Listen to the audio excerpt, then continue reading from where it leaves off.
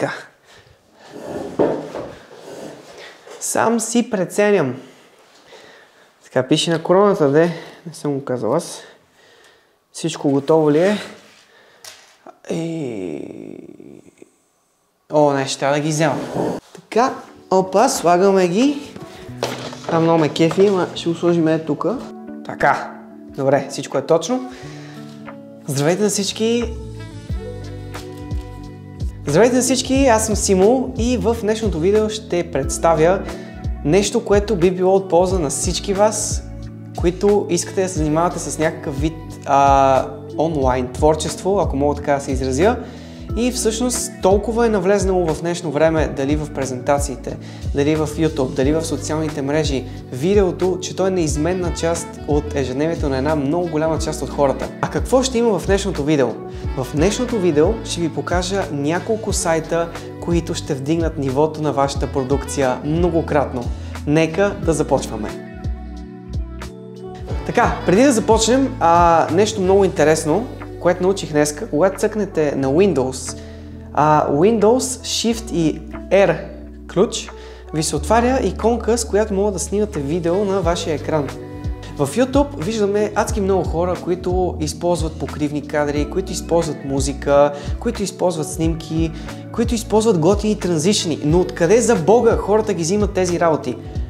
Това, което ви споделя в момента, са неща, които надявам наистина да ви бъдат полезни. Като първия сайт, с който започваме, е Pexels. Така че нека да се насочим натам.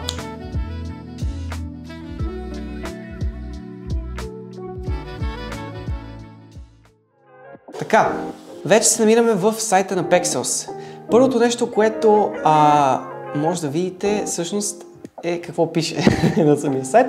И разбира се, имате търсачка да търсите безплатни снимки и видеа. Какво ще рече това? Значи не ви трябва нито абонамент, нито нищо. Примерно били сте на планина и от тази планина искате да покажете, или просто говорите за планина, искате да покажете някакви въздушни кадри и просто пишете Mountain, така, цъкате Search и ви излизат стотици хиляди снимки, както и видеа, десетки хиляди видеа. И разбира се, избирате това, което ви харесва най-много. Като, ето, примерно, мен ме кефи това видео с този дрон. Единството, което трябва да направя е да цъкна Download. Вече се е изтеглило видеото. Отивам в програмата и това, което правя е просто да го сложа вътре. И така правите някакво видео, искате да вземете някакво клипче, отивате там, изтегляте го напълно безплатно, слагате го в програмата и няма нужда да се притеснявате нито от лицензация, нито от нищо. И вече видеото ви е доста по-разкрасено и по-хубаво. А сега продължаваме с...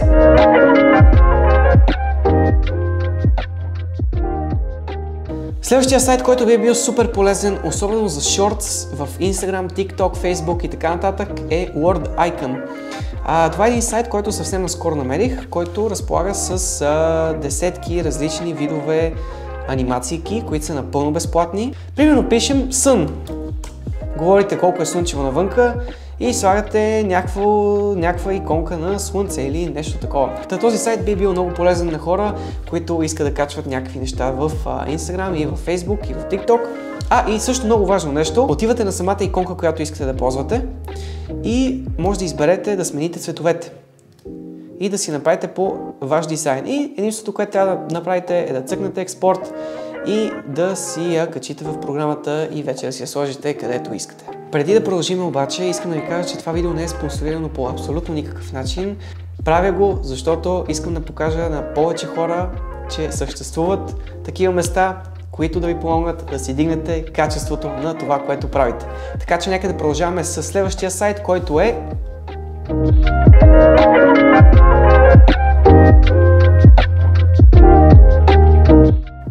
Много ме кефи как така спирам, който е...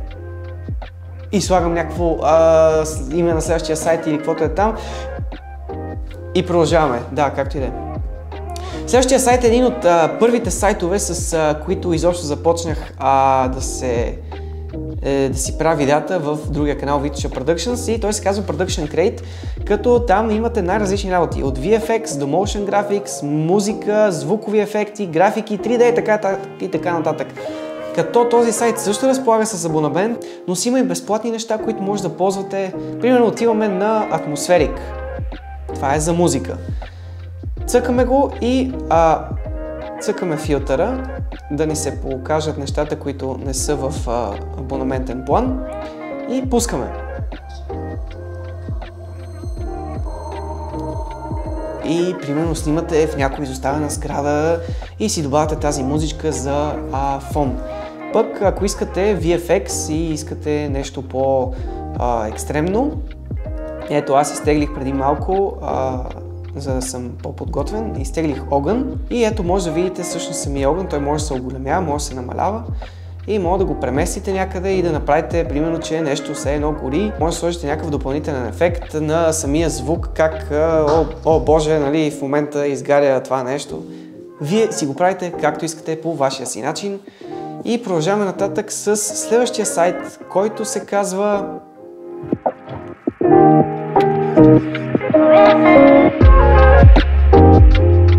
Следващия сайт е сайт за музика, който имате много голямо разнообразие на най-различни видове звукови ефекти, на най-различни видове музика, която може да добавите в вашето видео.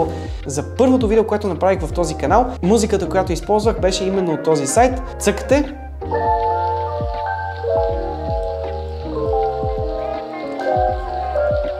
Уникална, супер чил музика, цъкате един download и това е. И вече имате музика за вашето видео.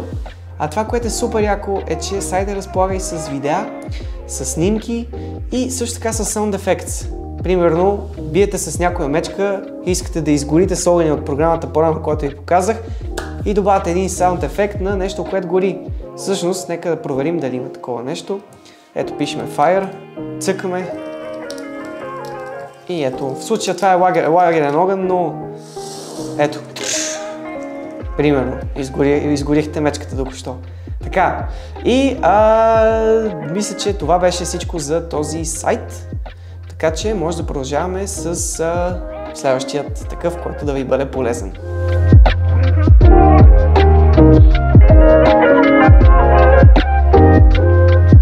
Следващия сайт, който направо би вдигнал нивото на продукцията с 500 примерно точки, е именно BBC, които съвсем наскоро пуснаха собствен сайт с стотици звукови ефекти, които те са събирали и са правили през годините. Та от тук може да вземете абсолютно всичко. Примерно, аз много харесвам бухалите и да кажем снимам някакво видео вечерта в гората. И пиша AO, което е бухал на английски, и гледам това, примерно ми харесва. И готово, имам перфектната амбиент музика, която да използвам за моята нова продукция. И всичко това, хора, е напълно безплатно и предоставено за младите креатори, които искат да се развиват. Така че, ето още един прекрасен сайт, който може да използвате. Може да пробваме нещо друго, примерно water, т.е. вода. И нека да видим. Навън вали дъжд, вие снимате в момента в студио и правите така, че да накарате хората да си мислят, че вън вали дъжд. С правилните неща и правилния звук всичко е възможно. И преди да ви покажа последните два бонус сайта, искам да ви кажа, че всеки един линк за всеки един от тези сайтове ще оставя долу в описанието на видеото, така че да не се налага вие да ги търсите отделно, а напротив, скролнете долу в описанието и просто цъкнете линковете, за да се насочите директно към който сайт вие искате. А сега нека продължаваме с последните два сайта, като първо ще ви покажа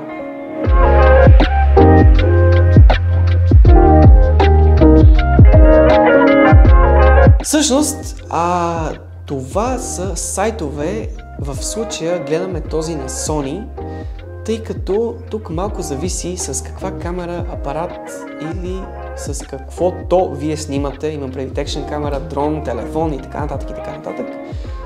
Когато човек се поразроби малко повече, открива, че всъщност нещата не са чак толкова невъзможни за откриване. Какво искам да кажа с това? Сигурно хората от вас, които се занимават с видеа най-вече, са забелязали, че нон-стоп циркулират в интернет всякакви хора, които предлагат техните LUTs За хората, които не знаят какво е LUT, не знам сега как да го обясня. Добре, да кажа, ето така изглежда видеото в момента без LUT в S-Log 3 режим. Чакайте.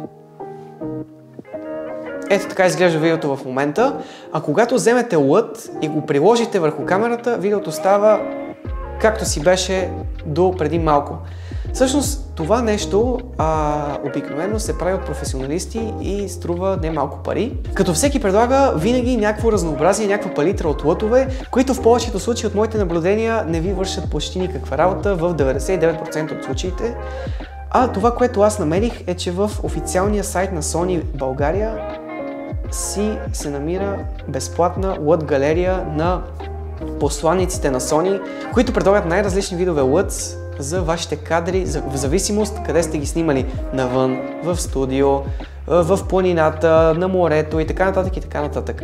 Като аз се влюбих в LUT-а на ето този Александър Родон и всъщност неговия LUT използвам, за да обработвам това видео в момента. И мога да ви кажа, че качеството, което става от използването на това нещо, направо вдига нивото с няколко стотин. Е така. Та, понеже аз снимам с Sony камера, в момента съм в сайта на Sony, но съм 100% сигурен, че хората от вас, които снимат с Canon, с Nikon, с Panasonic, с Lumix, Hasselblad и други камери, си имат в техните сайтове, техните дистрибутори предложени такава голяма и разнообразна палитра от LUTs. А последния сайт е всъщност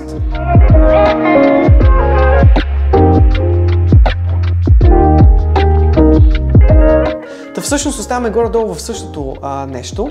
В момента се намираме в DJI LUT центъра, който пак е официално спонсориран от DJI и ви предоставя LUTs за всяко едно устройство на DJI, което съществува на пазара. От екшън камерките до най-големите им дронове. Та, ако решите да влогвате в S-Log режим или D-Log режим или както се наричаха там режимите им, просто идвате в този сайт, взимате силата и не се занимавате с часове да обработвате цветовете на някакво видео, което дори не знаете как става това нещо за Бога изобщо. Хората са го направили за вас, хората са го направили за нас, потребителите, по този лесен и супер приятен начин. Благодаря ви, че гледахте това видео. Надявам се сайтовете, които ви показах, да ви помогнат да са полезни и да направят вашите следващи проекти много по-успешни. Ако имате предложения за някое друго видео, което искате да направя в бъдеще, с радост оставете вашия коментар долу и кажете какво би било то. За това видео аз бях Симеон Пенев. Благодаря ви, че останахте. Чао и до следващия път!